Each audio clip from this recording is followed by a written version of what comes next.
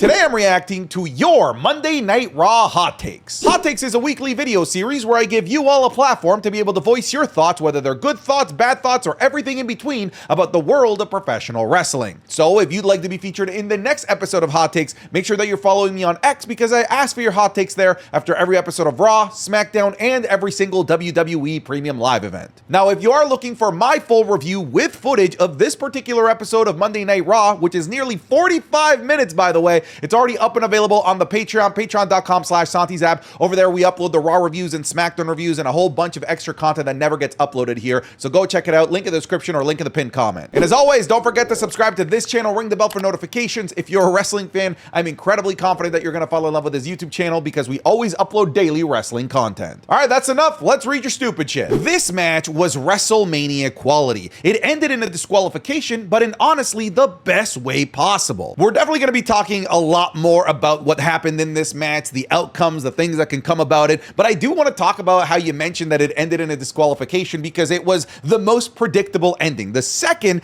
that this match was announced, I think you, me, and everyone knew this match had to end in a disqualification because there was no way that Jey Uso was going to lose the title, and there was no way that this new top heel Seth Rollins was going to get pinned. However, even though they gave us the most predictable outcome possible, the journey that they took us on, the crazy plot twist and the awesome match that they took us on to get us to the predictable ending was fantastic. Sometimes it's okay to get to the predictable ending so long as the journey there was fantastic, and that's exactly what we got. This was such a fantastic main event for Monday Night Raw. Seth Rollins is truly one of the best in-ring performers. Him giving Jey Uso a banger match tonight is the biggest proof. Now, I don't want people to get it twisted because I am seeing so many people online saying that this match was only good because of Seth Rollins. We cannot be thinking that way. It always takes two to tango, and this was Jey Uso's best match of his career as a singles performer, if you ask me. I thought that both guys had great chemistry with one another, and of course, all of the crazy shenanigans that made this match feel like Bloodline rules certainly helped elevate this match, but to me,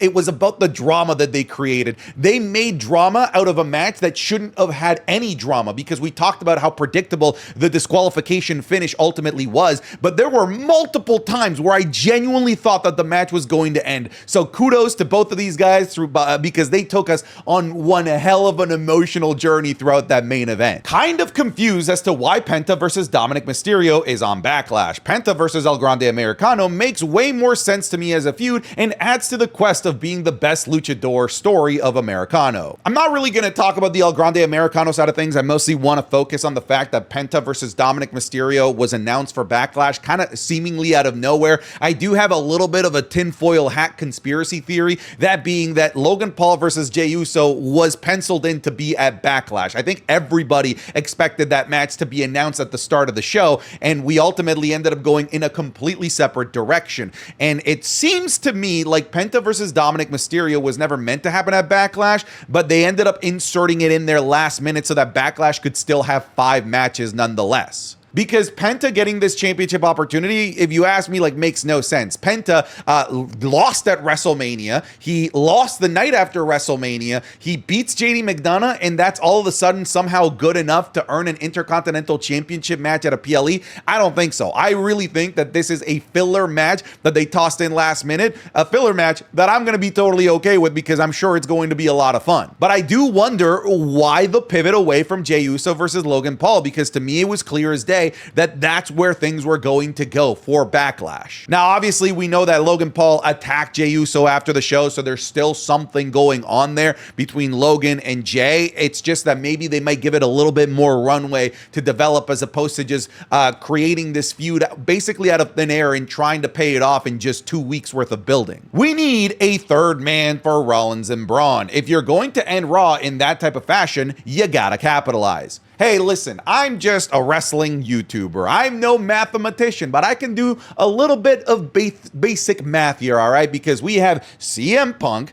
Sami Zayn, and Jey Uso, 3 guys right there, and Braun Breaker and Seth Rollins. It looks to me like if we want all of these guys to go at each other in a tag match, like we might just need one more person here. I genuinely think that this is a storyline pivot to create the reveal of the third. Every everything from what we've heard from wrestling leaks was that there was never meant to be another member of the faction, but I think based on feedback that wrestling fans gave regarding this storyline and the demand and the desire to have a new person be revealed, that I think they decided to pivot Jey Uso's storyline with Logan Paul into this so that they could reveal a new member. Because to me, it's clear as day now that they're going to be doing a 6-man tag match, and if they're going to be doing that, we're going to need one more body in here to help out Seth Rollins and Braun Breaker. I think that we're going to be getting the reveal of member number 3 sometime soon. Theory and Waller are going to finally break up, leading to Theory joining Seth. In this new faction, Theory will be just like how Jey was in relation to the Bloodline, the one that turned into a mega babyface. I don't think it's a coincidence that the second that we have this Seth Rollins new faction and then the big buzz and conversation online as to who's going to join this faction now, that all of a sudden they brought back the storyline that's been down in the dumps, that's been dead for several months, which is Austin Theory breaking up with Grayson Waller. They brought it back over the last couple of weeks. To me, they took a major step towards it with what happened with Sheamus and Grayson Waller basically setting up Austin Theory, demonstrating that he's not a good friend that cares about the well-being of Austin Theory. I think it's just too much of a coincidence. I think that maybe they are setting us up here for the breakup of A-Town Down Under and for Austin Theory to perhaps maybe join Seth Rollins. I think we can all agree that Raw's match with Jey Uso versus Seth Rollins was 1,000,000 times better than Gunther versus Jey at WrestleMania 41. Here's what's funny is that I thought, and I don't think I was wrong, I thought that Jey Uso versus Gunther was Jey Uso's best match of his singles career, albeit I said that it wasn't that great. I said that it was a pretty basic Gunther match, but a fantastic Jey Uso match. This match was just good in general, in its own right. This is by far Jey Uso's best singles match of his entire career, and it's not even close. Finn was talking to Roxanne backstage. I wonder what they could be cooking. Maybe he's giving her advice on how to keep losing. Raw has been good now 3 times in a row, while SmackDown has not been good for a long time. There is a clear divide in quality, and it's frustrating as a wrestling fan. Monday Night Raw is the it show. That 2.5 hours that we watched literally felt like an hour. The show flew by. I blinked and we got to the main event, and that to me demonstrates that you have yourself a very entertaining show that keeps fans engaged. Meanwhile, on Friday Night SmackDown, brother, I am finding myself abusing the hell out of the fast forward button. That show drags its feet. It just feels so slow, and it's not because of lack of star power. Both shows are stacked with star power. There's just something about the pacing of Friday Night SmackDown that just doesn't do it for me. Well, Monday Night Raw is not over yet. I ain't hear no bell. I guess you're technically right. If you go back and rewatch that, the bell never rang, which by the way brings me to the question, when CM Punk's music hit, Seth, why didn't you just pin him? You know, you had him right there. It took CM Punk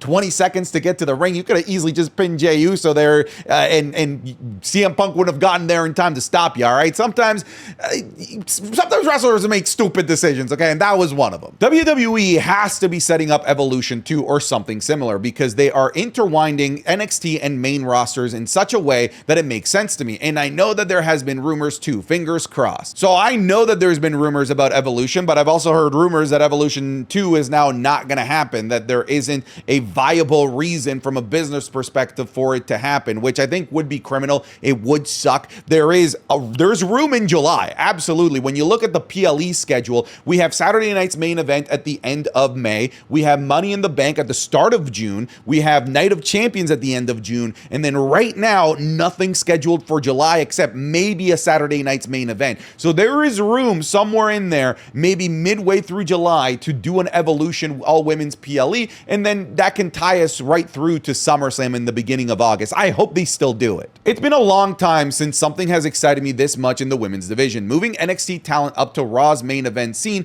is one of the best decisions that they've made. They can't keep the company's best talent stuck in developmental. So I much prefer this system of NXT people getting just immediately put into the main roster without the hoopla of them getting drafted or anything like that. If it makes sense to put them on Monday Night Raw or Friday Night SmackDown because you've got storylines for them and matches ready for them to go, don't wait for the draft, just do it. And I'm glad that this is how they've handled world, the move up of Roxanne Perez, and that they are allowing this free flow movement between people like Stephanie Vaquer and Julia, because like you said, these are some of the best women's wrestlers on the planet. They don't need developmental time, so you might as well showcase them while they're still in developmental, honing their WWE aspect of their craft, while showing them to the wider audience that is the main roster fan base. I just don't like when people get drafted, don't get used, and then eventually just get released anyway, which is, I think, what they're not doing anymore. I feel like they're just releasing the NXT talent that they don't plan on using in the main roster instead of doing the song and dance of drafting them and then eventually releasing them.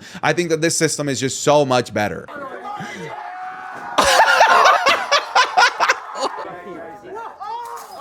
Oh my God! Oh! Okay, that was filthy. That was and beautiful. Man, I love that spirit bomb. Oh yeah. Woo!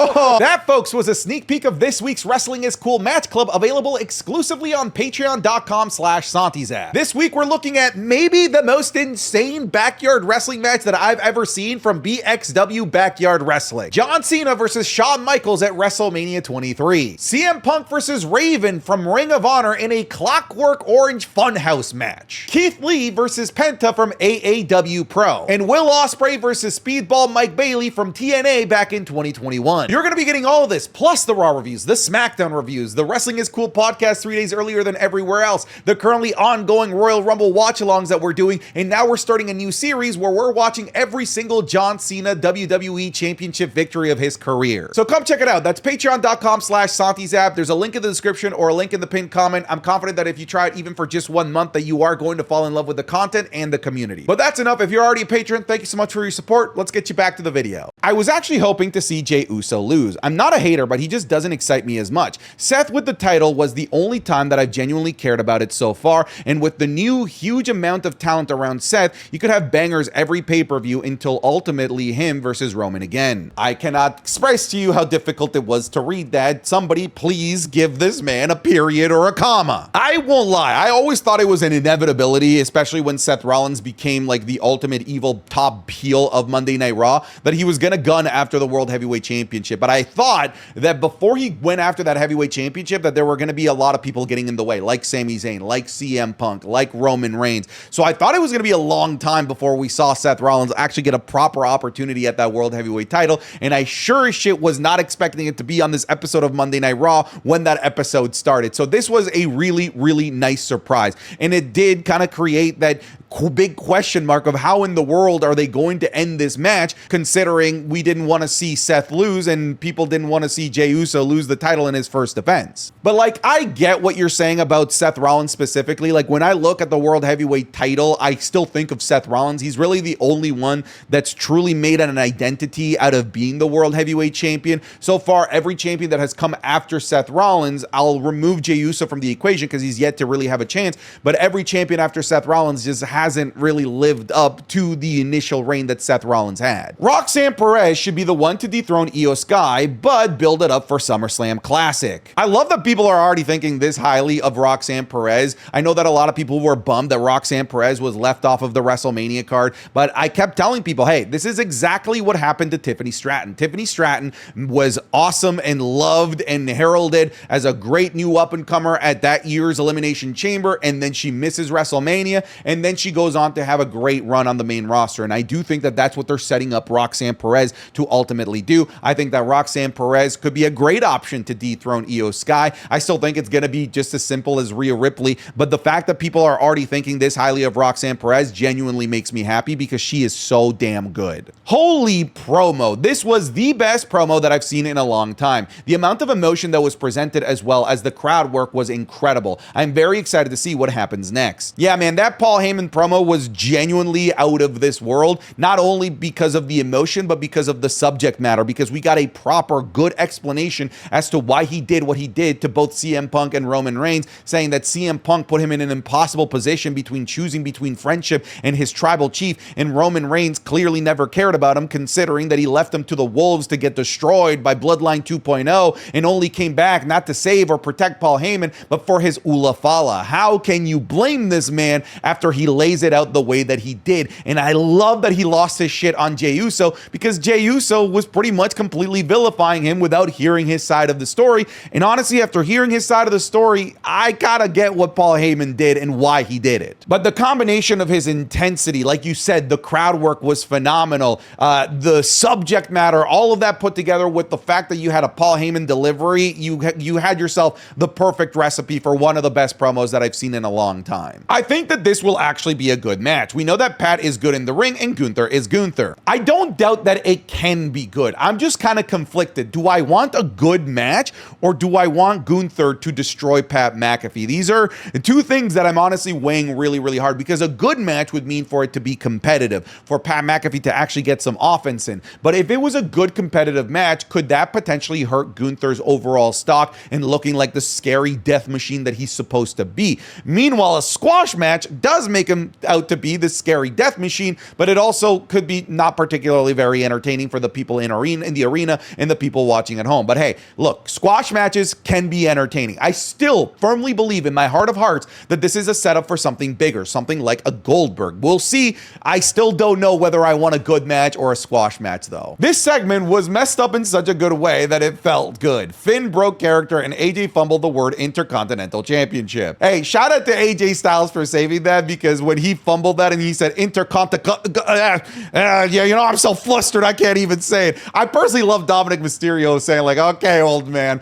This segment honestly brought a smile to my face, because it was just so goofy in all of the best ways. I love the callback to the New Japan days when both Finn Balor and AJ Styles were both individual leaders of the Bullet Club. I feel like AJ Styles in a storyline with Dominik Mysterio is a great way to put over Dominik Mysterio as well as a good Intercontinental Champion. So everything about this and everything that it can be, I like. Omaha crowd might be crowd of the year so far, except for Belgium. Yeah, shout out to the Eating Pussy Cures Depression shirt guy. We all saw you, brother. Stay classy, Omaha. I don't think that it was the second best crowd after Belgium, but I think it was the best American, like North American crowd that we've had. I was shocked as to how entertaining this crowd was. They weren't just doing what chants and yeet chants. They were actually like creative. They made noise when they needed to make noise. All of the segments got love from the crowd. So huge shout out to Omaha. You guys brought it. At first, I wasn't a big fan of Rusev going against Alpha Academy, but his reasons in this week's match really changed my mind. I'm excited. I think I'm going to disagree with you. This isn't like really working for me. And I think part of the reason is that I don't really see what the next step here is for Rusev beyond just like beating up Alpha Academy.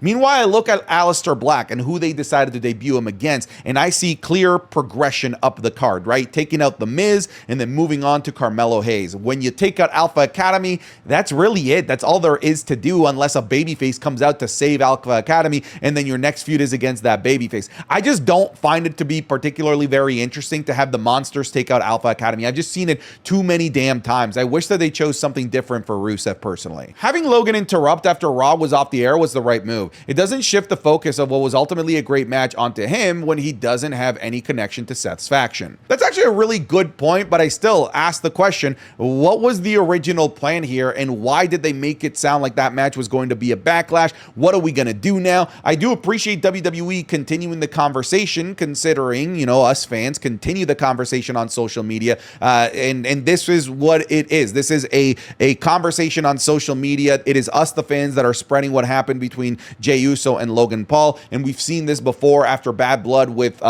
Kevin Owens and Cody Rhodes, and that ultimately worked at creating an interesting narrative and giving us a fantastic feud. So maybe WWE, like I've already said, maybe just wants to give this feud a little bit more time to breathe, as opposed to just rushing a 2-week storyline. Seth versus Jey was a good match for sure. However, I feel that Jey needs to expand his moveset a bit. He had a couple of good opportunities for a Samoan drop or something during the match that I think would work well for him. I would say that he has expanded his moveset. You compare his matches before the Gunther WrestleMania match to what we've got with Gunther and now with Seth Rollins, and I think that we have a completely different in-ring performer in Jey Uso. He has more than just 3 moves nowadays, and he can actually put on decently long, entertaining matches with more than just spears and splashes and super kicks. So I would say that he has expanded his moveset, and because he's expanded his moveset, his matches have just genuinely been better, which is a good good thing. The main event was straight up Attitude Era vibes with everyone ringside. It was just chaos. I loved every part of it. You're 100% right. This is exactly what the Attitude Era was all about. Crazy match-ending shenanigans. This kind of felt like a Monday Night Raw version of Bloodline Rules. I loved how hectic that main event was. Again, I know that it ended in a disqualification that we were all expecting, but holy hell did they take us on an emotional journey to get to the obvious disqualification finish. This rivalry is definitely making Lyra better. The chemistry between these two is great, and I can't wait to see what happens when Bayley returns.